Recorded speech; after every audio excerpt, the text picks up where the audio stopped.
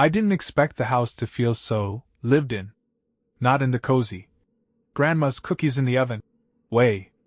More like the stale echo of someone who left without finishing what they started. The place belonged to my uncle, Marcus. Technically a great-uncle, I think.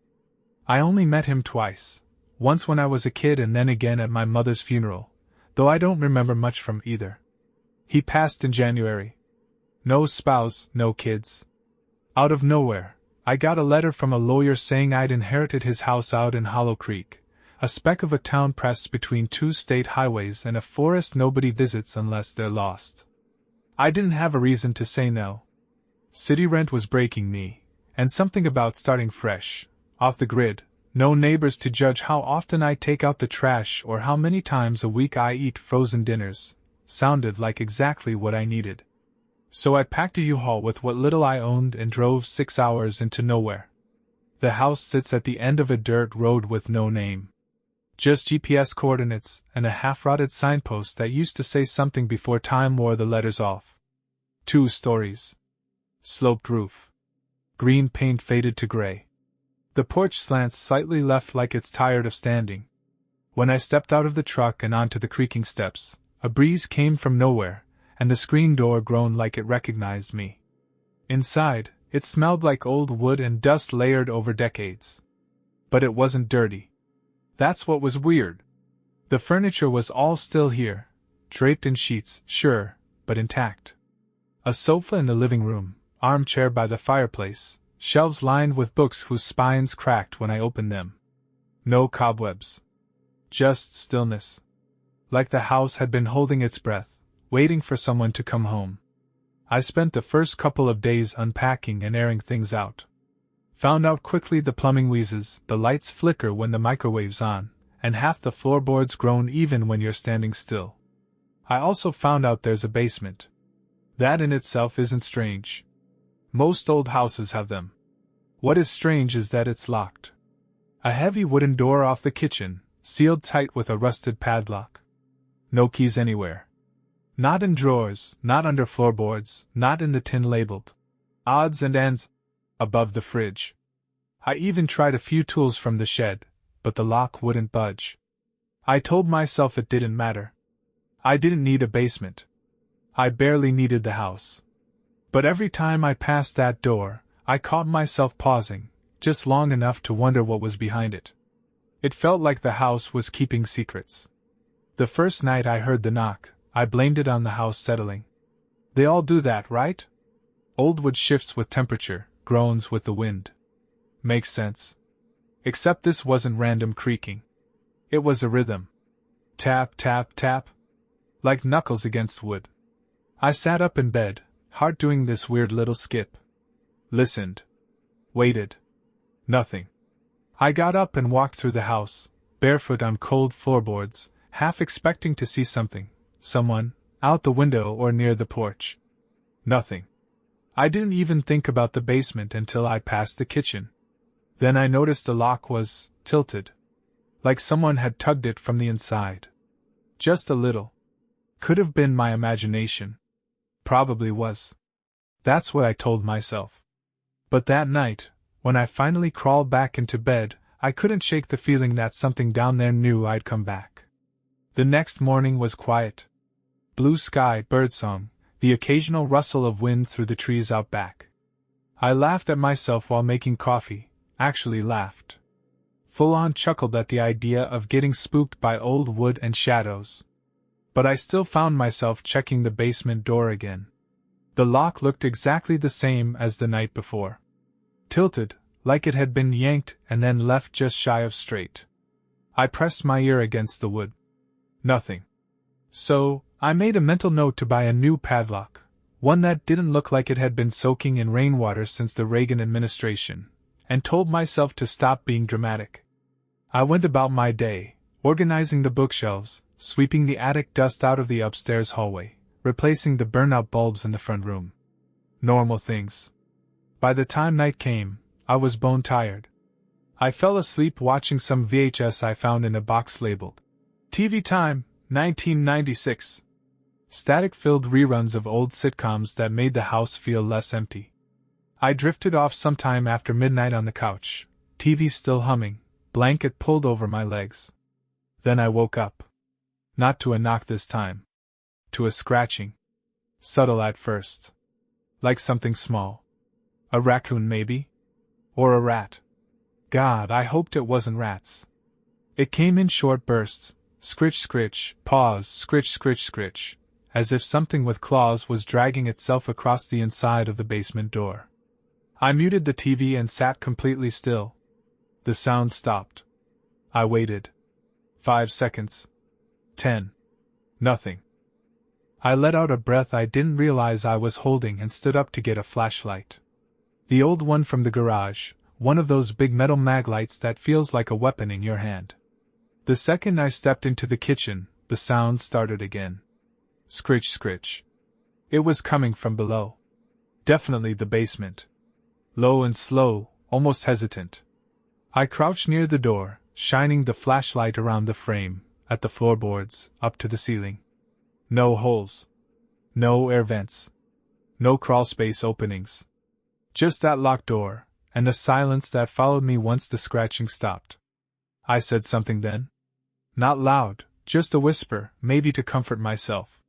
Probably mice. Even as I said it, I didn't buy it.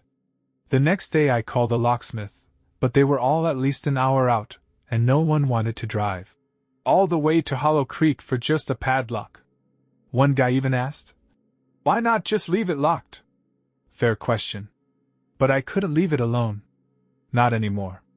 That night, I pushed a chair up against the door. Just in case. And I didn't sleep in the living room again. I didn't sleep that night. I laid in bed, watching the hallway through the sliver of open door, eyes adjusting to the darkness until I could see the faint outline of the frame. Every little sound seemed louder in the silence. Pipes ticking, wind brushing against the siding, the faint rustle of leaves outside. But somewhere around 3 a.m., I heard something different. Not knocking. Not scratching. Breathing. I swear to God, it sounded like breathing. Not gasping, not heavy, but slow, steady inhales and exhales. Like someone was standing just behind the basement door, matching the rhythm of a sleeping person. I sat up. It stopped. It was one of those moments where your skin tightens on instinct, like your body knows something your brain hasn't processed yet. I crept out of bed, slow and silent, the hardwood cold under my feet. No flashlight this time, just the dull orange glow of the hallway nightlight leading me toward the kitchen. The chair I'd braced against the basement door was still there. Untouched. But the air felt wrong. Cooler somehow. Denser. I stood in the kitchen, listening. I don't know for how long. Long enough for the fridge to kick on, and nearly send me jumping out of my skin. Then the breathing started again. Just one inhale. Sharp. Wet. Right behind the door. I backed out of the kitchen, heart hammering so loud I thought maybe it could hear me. I didn't sleep after that. Just laid in bed, phone clutched in hand, the flashlight app open and aimed at the doorway like it was some kind of shield. The next morning, I finally caved and pried open one of the filing boxes Uncle Marcus left in the attic. There had to be something about the house in there. A blueprint. Notes. Anything. The documents were mostly old receipts, letters yellowed with age, newspaper clippings, and a dusty red notebook. I flipped through it, grocery lists, observations about the weather, cryptic entries like, "Stayed quiet today," or, "Noise again, 2:17 a.m., don't go near door." That one was underlined. Twice. I slammed the notebook shut, and just sat there for a long time. The house wasn't haunted. I still believed that. But it was holding something. Something no one had let out in a long time. I spent most of the day pretending everything was fine. Swept the floors. Opened the windows. Let the breeze move through the rooms like it might blow away whatever had settled in the corners. But no amount of fresh air could shake the feeling that I wasn't alone. It wasn't even about the sounds anymore. It was the atmosphere. The way certain rooms seemed to grow colder when I stood still. How, when I walked past the basement door, the floor beneath my feet felt just a little more hollow than it should have. Around mid-afternoon, I went back to the attic. The red notebook was still there, sitting where I left it. I opened it again, more carefully this time, and really read it. The entries started a couple years ago. Most were short, scattered thoughts, dated sporadically. Some days had nothing. Others had 2 or 3 notes, always at night. 2:11 a.m. knocking again. 3 times this time. Louder. 2:18 a.m. scratching. Getting closer to the top of the door. 3:03 a.m. whisper? Or wind? At first I thought he was just losing his mind. Maybe dementia had crept in and taken its toll. But then the entries changed. Less confused. More aware. Tried calling animal control. Said nothing could get in, foundation sealed tight. No signs of entry. Still hearing it. Nailed a plank across the door. Something moved it. Feels like it knows I'm listening now. The last entry was dated 8 months before he died. Not alone here. It waits until I'm still. Until I forget. That was it. No sign off. No goodbye. Just that. I checked the date again. 8 months. Uncle Marcus had died of a heart attack in his sleep, according to the coroner. Peaceful, they said. But now I wasn't so sure. I didn't eat that night. Didn't even bother pretending I could sleep. I stayed in the living room, lights on, the mag light in my lap like a security blanket. I turned the TV up just loud enough to drown out whatever might be hiding behind the door. But the sound still came. This time, it wasn't knocking. It was a low, grinding noise. Something heavy brushing against concrete. Like furniture being dragged slowly across the floor down there. Followed by a deep thud, then silence. I turned the TV off. Held my breath. And then I heard it. A voice. Muffled. Too low to make out. But definitely human. A word, maybe 2. Spoken softly. Not like it was trying to be heard. Like it was testing if I was listening. The voice stayed with me. Even when the sound stopped, even when the night passed and sunlight pushed through the curtains like everything was fine, it stayed. Just under the surface. Like an echo that never quite finishes. I told myself I was sleep deprived. That's all. When your brain wants to make sense of nothing, it invents something. That's human nature. We fill the silence with stories. I wanted to believe that. But the voice had said my name. Only once. Only a whisper. But it said it. I decided to check the outside of the house in broad daylight. I walked the perimeter, slow and methodical, eyes on the foundation. No cracks. No visible vents or broken windows.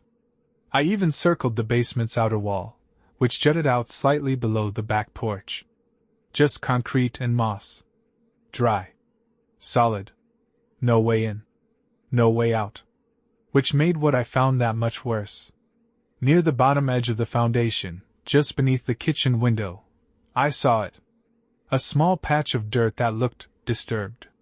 The ground was looser, like it had been dug up and patted back down. I knelt and brushed the surface with my fingers, half expecting to find animal tracks or some tree root poking through. Instead, I hit metal. A latch. Thin and rusted, buried just deep enough to stay hidden. I scraped more away with a stick until I realized what I was looking at. A second entrance. A crawl hatch. My stomach dropped. I ran inside, grabbed a crowbar, and came back out ready to pry the damn thing open, but it was sealed shut, welded, from the inside. The metal bent, but it wouldn't break. It was as if someone really didn't want anything coming out. I didn't sleep at all that night. I sat in the kitchen, right across from the basement door, chair facing it like we were playing some quiet, desperate game of chicken. At 2:13 a.m., I felt the floor grow cold. Not the air. The floor. Just around me. Like something beneath the house had started breathing again, and its breath was seeping up through the planks. Then came the murmur. Not words. Not even full sounds. Just movement in voice form. Like someone talking in their sleep, low and constant, rolling up through the floorboards like steam. I crouched down, pressed my ear to the wood, and felt a faint vibration against my cheek. Like footsteps. Like pacing. Back and forth. Back and forth. And then, it stopped. Except for the quiet knock that followed. Not on the door this time. From inside the wall. The next morning I tore the house apart. I wasn't playing passive observer anymore. I needed answers, real ones. No more telling myself it was mice or wind or creaky wood. Something was moving in that basement, and I wasn't going to sit and wait for it to come upstairs. First stop was the garage. I pulled every rusted drawer open, every tool chest, every can of nails and bent screwdrivers and mystery keys, hoping one would fit the padlock. Nothing. Then I remembered the filing cabinet upstairs in what used to be Marcus's office. I hadn't bothered with it before. It looked like it hadn't been touched in decades, the drawers swollen with humidity, labels yellowed and peeling. I started from the top, working my way down through a hurricane of paperwork. Property tax receipts. Floor plans, early ones, before the basement was even mentioned. A few oil-stained envelopes containing handwritten letters, most of them addressed to people I'd never heard of. And then, in the bottom drawer, beneath a crumbling manila folder labeled Ownership History, I found it. A key. Small, iron, heavy for its size. Definitely older than the current padlock on the basement door. There was a tag attached with brittle string, smudged ink barely legible. Keep shut. That was it. Not do not open. Not danger. Just keep shut. My fingers tingled holding it. But I didn't go for the basement right away. I couldn't. I wasn't ready to see what it unlocked. Instead, I sat down with the folder it was buried under, Ownership History, and started reading. It wasn't a typical title chain. This wasn't a clean series of buyers and sellers. No, it was a mess of handwritten notes, revisions, and crossed-out names. Apparently, the house had changed hands more than a dozen times between the 60s and the 90s, sometimes passed through private wills or abruptly vacated estates. Two names came up more than once, Charles Danning and Margaret Fell. I recognized neither. But Marcus had underlined their names multiple times in red pen, with question marks scribbled in the margins. In one letter, dated 1974, Charles Danning had written, "I don't care about the noise anymore. We should have buried it deeper. Margaret's gone now. The door stays shut. Tell whoever comes after, don't listen. That's how it gets in." I must have read that line 5 times.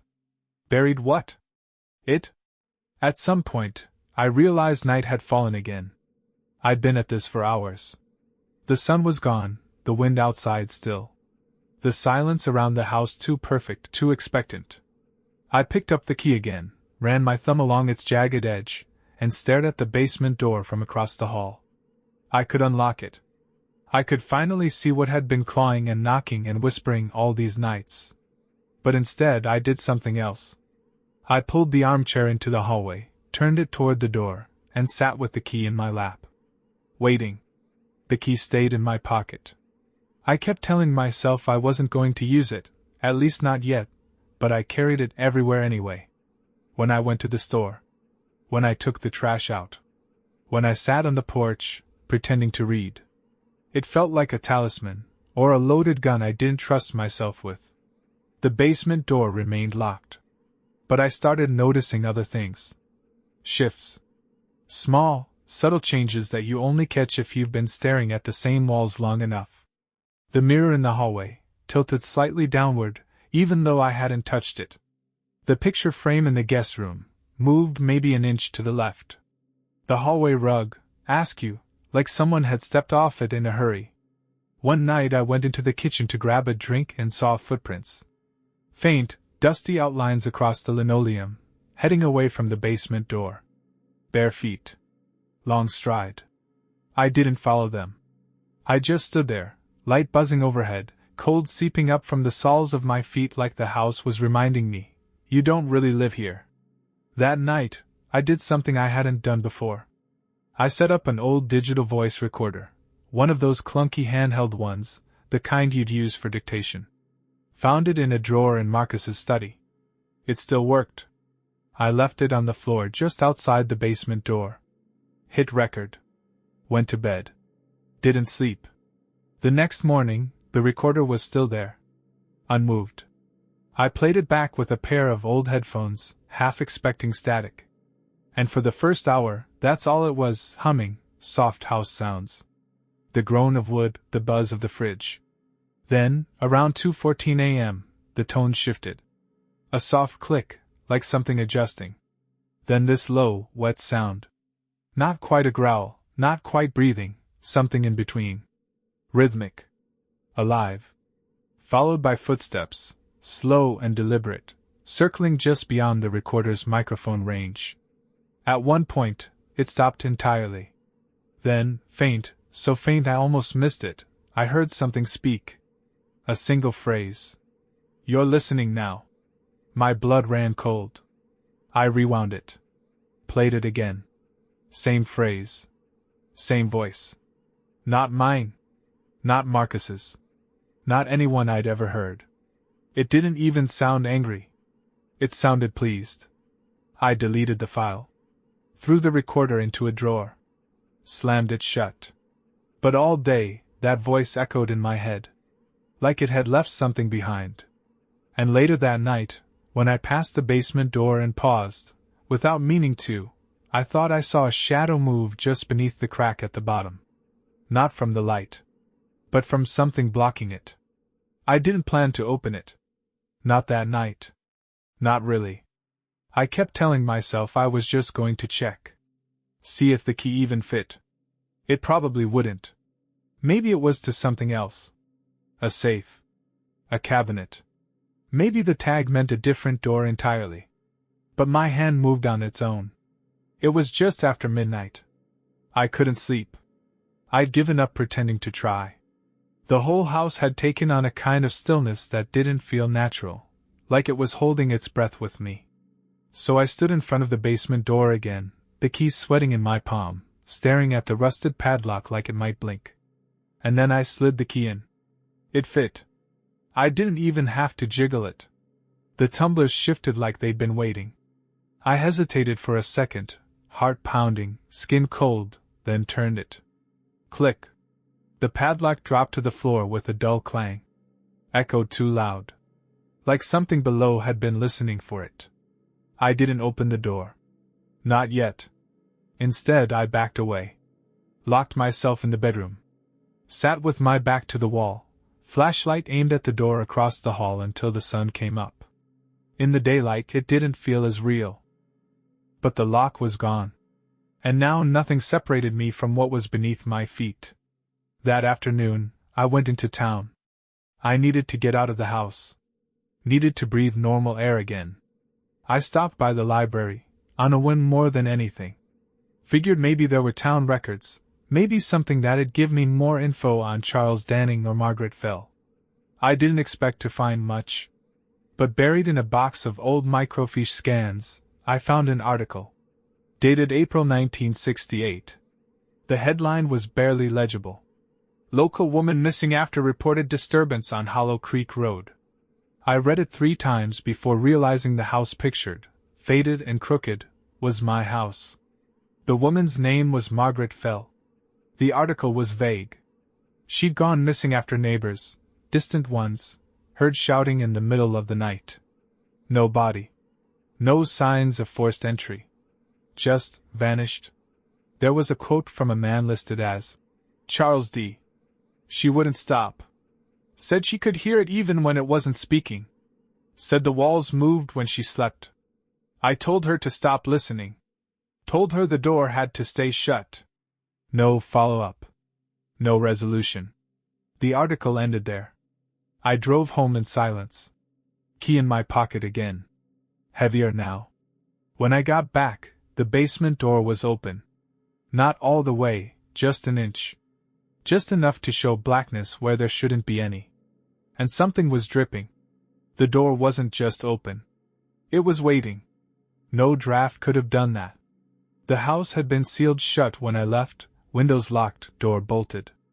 I stood in the kitchen, grocery bags still in hand, staring at that narrow slice of darkness where the basement began. And the dripping. It wasn't constant. It came in slow, deliberate beats. Drip. Pause. Drip. Like something leaking just out of sight. Or worse, something alive, bleeding. I didn't move for a long time. Eventually, I grabbed the mag light again, the same one I'd carried that first night. Clicked it on. Bright beam. Still worked. I pushed the door open with the tip of the flashlight. It let out a sound I hadn't heard before, not a creak, not a groan. More like an exhale. The way a person might sigh after holding their breath too long. A rush of air moved past me, carrying with it a sharp scent, earth, mold, and something faintly metallic. The top of the stairwell yawned open in front of me. Bare wood steps leading into pitch black. I shined the flashlight down. Nothing. Just walls of old stone, raw and damp. Cobwebs clung to the corners like abandoned skin. The air felt thicker. Like I was shining the light into a mouth, not a room. The dripping was louder now. It echoed in weird ways. No rhythm anymore. Just wet, sudden strikes against stone. Sometimes high up, sometimes low.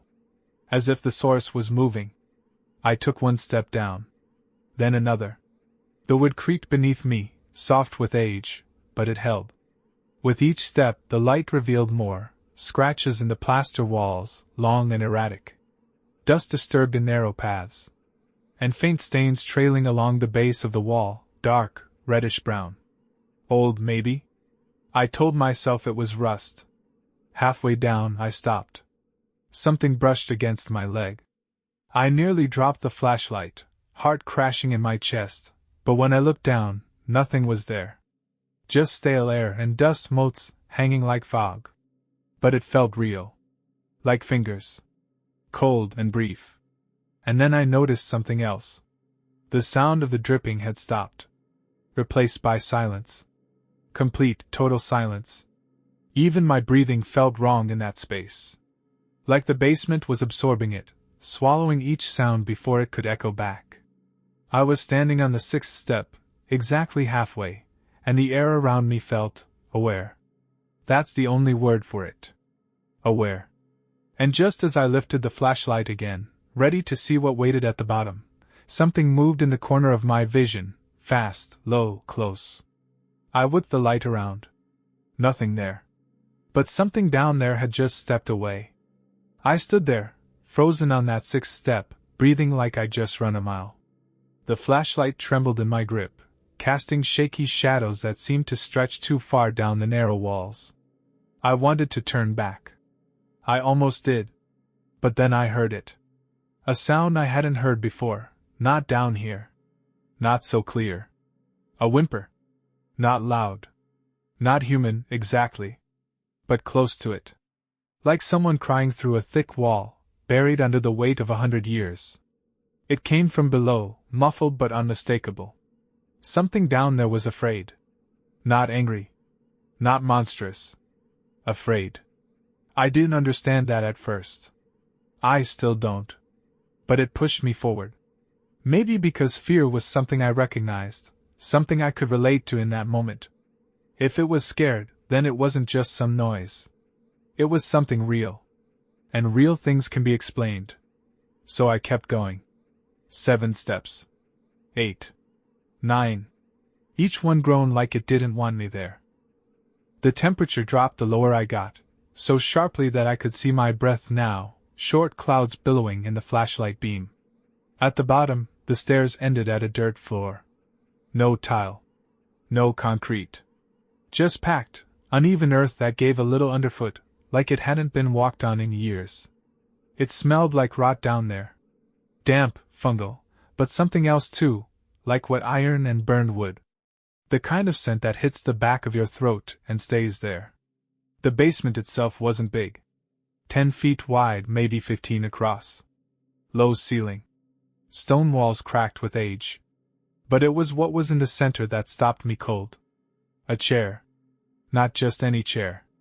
An old metal folding chair, the kind you'd see in a church basement, or some sad AA meeting. Sitting dead center in a circle of scorched floor. Around it were black marks, charred lines etched into the dirt, forming rough, broken symbols. Whatever had made them had done it fast. And desperate. The flashlight flickered.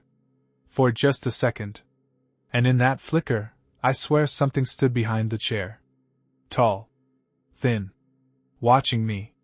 But when the light steadied, there was nothing. I approached the circle, one slow step at a time, eyes darting to every corner of the room. The silence was wrong again, dense and pressurized.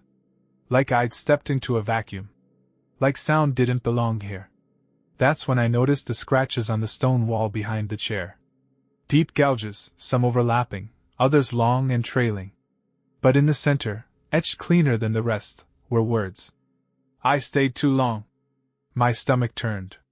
That voice on the recorder. The writings in Marcus's notebook. The fear in Margaret Fell's name on that brittle page. They hadn't been trying to trap something in the basement.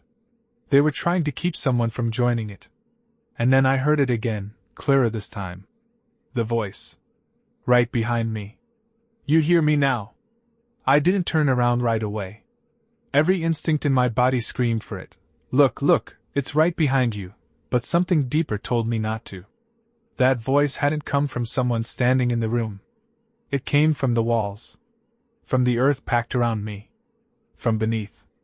You hear me now? It wasn't a threat. It was a statement. I took one more step toward the center, flashlight swinging slowly across the dirt floor, now visibly uneven in spots. Little dips. Pockets. Like parts had sunken over time. Or like something moved beneath it. I swept the light across the walls again, back to the scrawled message. I stayed too long. Below it, almost invisible unless the light hit at just the right angle, were fingernail marks. Dozens of them. Scratched into stone. A map of panic. Someone had been down here, trying to claw their way out. I turned the flashlight toward the chair again, and saw something I missed before. A chain, bolted to the wall behind it.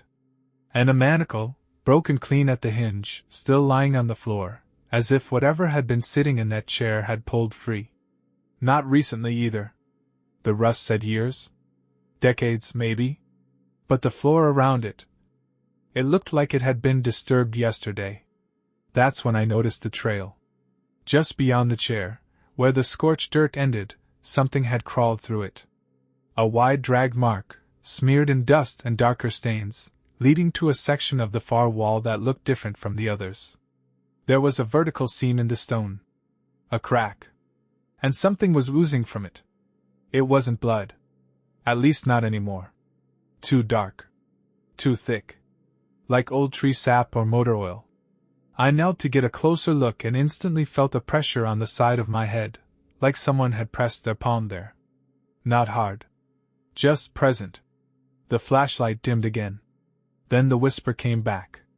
Not from behind me this time. From inside the wall. Not words, exactly. Just sounds. Breathing. Scraping. The quiet shift of someone adjusting their weight on the other side of something thin. Too thin. I pressed my hand to the wall. And felt it pulse. Once. Like a heartbeat. I stumbled back, dropped the flashlight. Its beam spun wildly, catching something high on the wall, something carved deep above the seam in blocky, childlike lettering. 3 words. Not alone now. Then the light died. And in the dark, I heard footsteps. Behind me.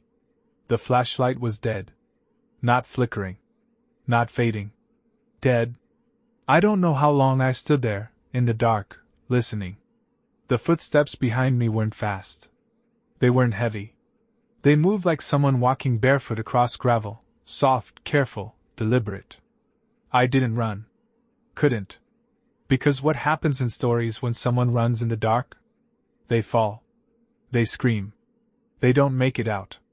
So I stood my ground, eyes wide open in pitch black, heart pounding so loud I was sure it was the only sound I was actually making. The footsteps stopped. Right behind me. And then, just barely above a whisper, I heard a voice. Not the deep, disembodied one I'd heard through the recorder. Not the one that rasped through the stone like air through a vent. No. This one was closer. You came. I thought you'd never. I turned. Slow. Careful. Like moving too fast might set something off. There was nothing there. But I could feel it. The pressure. The presence. It was like standing next to a heat vent in winter, but this wasn't warm. It was cold enough to burn. The air around me pulsed again. I fumbled for my phone, used the lock screen as a weak glow. It barely lit more than a foot ahead, but it was enough to see the outline of the floor, and something on it. A handprint. In the dirt. Long fingers. Too long. Pressed hard into the ground just a few feet from where I stood. I backed toward the stairs, phone trembling in my hand. I didn't dare turn my back again, but I couldn't move forward either. The darkness felt thick now, like walking through syrup. My body refused to lift another step. That's when the whimpering started again. But it wasn't below anymore. It was coming from the walls. From all around. Dozens of soft voices. Men. Women. Children. Some sobbing. Some murmuring things I couldn't make out. One of them laughed. High-pitched and wet. It echoed in a way that made the skin on my arms twitch. Then, louder than all the others, came one word. Stay. Not shouted. Begged. I looked toward the stairs. Gone. I swear to God, gone. Where they'd been was just another stone wall, wet and slick, the same as the others. And that's when I realized. I was still in the basement. But not the same basement. The stairs were gone. Just gone. Replaced by slick, sweating stone, like the basement had swallowed the way out and left me standing in the dark with nothing but the dying glow of my phone screen and the weight of things I couldn't see. The air was louder now. That's the only way I can describe it. It buzzed. Not like electronics. Not like lights. But like breath, packed tight and warm in a windowless room. I could feel it against my skin, rising and falling in slow waves, as if the house itself was exhaling. And the voices, they didn't stop. They whispered over each other now, too many to make out, but I caught fragments as they circled in my ears. Don't let it see you. Stay quiet, stay small. It likes the new ones. Don't listen too long. I clamped my hands over my ears, but the voices kept going. Not from the air anymore, but from inside my head, not thoughts, not memories, but something inserted, like someone whispering directly into my skull from the inside out. Then a new voice rose above the rest. Different. Stronger. Clear. It wasn't pleading. It was calling. Marcus. My uncle's name. I froze. The voice repeated it again, slower this time, almost amused. Marcus. You were always going to leave me. It wasn't talking to me. It was remembering. The temperature dropped again, sharp and sudden. My breath came in quick clouds now, fogging the air, and the walls began to bleed condensation like the stone itself was sweating out fear. Then I saw something move in the far corner. Not fast. Not threatening. Just wrong. Like a shadow unfolding against gravity. A figure, hunched and lanky, moving on all fours, but not crawling. It didn't move like a person. It slid between motions, limbs stuttering forward with a kind of twitching grace that made me want to throw up. I backed away, hands shaking, light from the phone catching the glint of eyes in the dark. Not glowing. Not monstrous. Just wide. Wide and watching. And for a second, I thought, maybe it's afraid of me too. Then it spoke. You're listening now. Just like he did. I didn't answer. I couldn't. Because behind that thing, half-lit and crouched in the far edge of the basement, something else was moving. Not a shape. Not a person. Just darkness. Spreading. Stretching. And the voices suddenly fell silent. As if it had finally entered the room. I didn't move. Couldn't. The shape in the far corner, the one with the eyes, backed away as the darkness crept forward. Not like it was walking or rolling, but like it was spilling out of the cracks. A shadow that didn't belong to anything. Not a trick of light. Not an illusion. Just absence.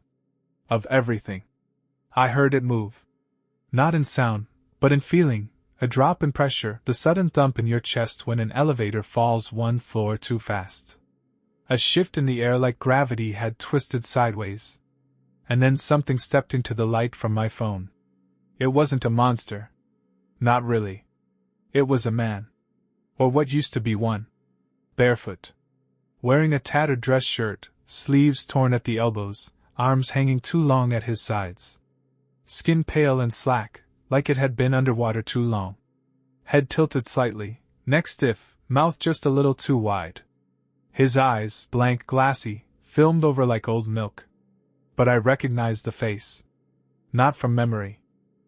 From the photo on my uncle's mantel. Marcus. Or what was left of him. He stared at me. Not moving. Not blinking. Just breathing. In. Out. In. Out. Then he opened his mouth wider, and every voice I'd heard in the walls came pouring out. Men. Women. Children. Some screaming.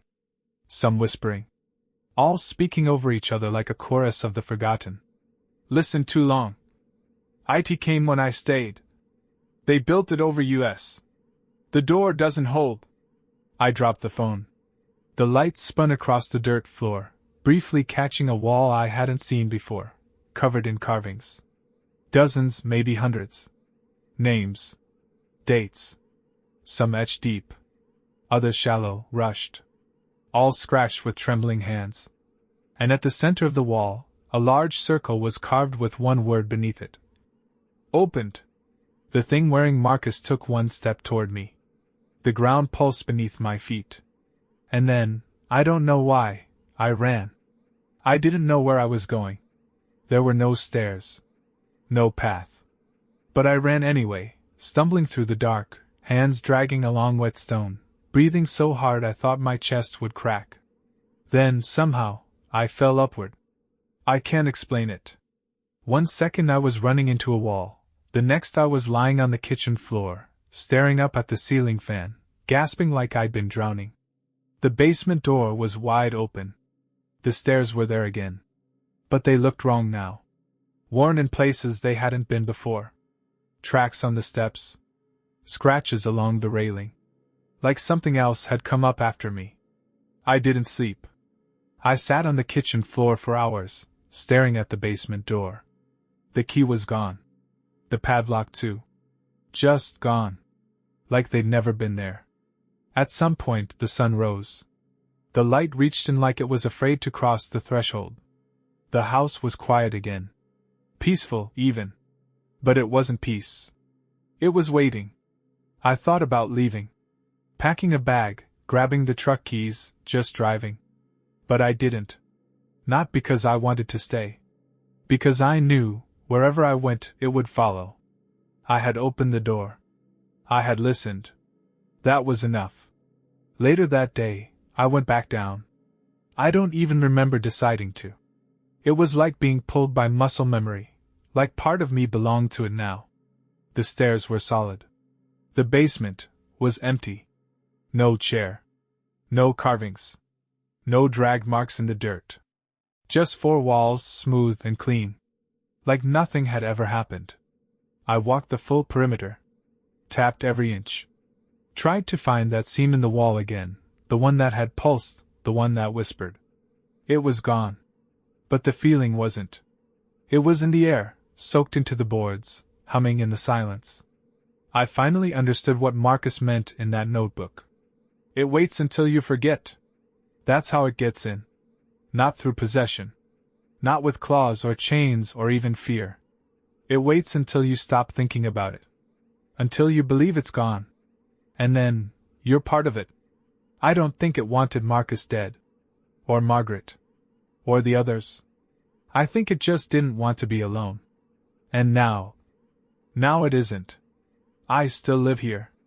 Not because I want to. Because I have to. Because I opened the door. And I think it needs someone to hold it open from this side. Sometimes at night, I hear knocking again. Sometimes it's scratching. Sometimes it's just breathing, soft and slow. But most nights it just whispers. Your name.